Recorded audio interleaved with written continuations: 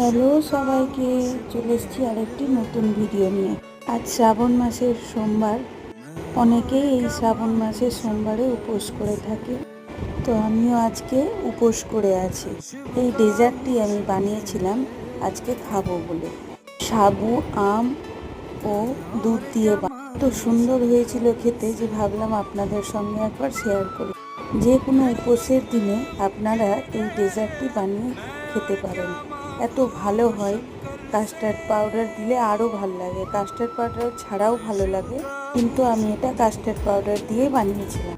এত ভালো আর টেস্টি হয়েছিল যে কি বলবো। আপনারা অবশ্যই একবার বাড়িতে এটা ট্রাই করবেন।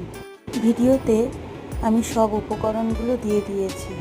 তো ভিডিওটা আপনাদের কেমন লাগলো অবশ্যই জানাবেন, আর আমার চ্যানেলটা সাবস্ক্রাইব করে দেবেন।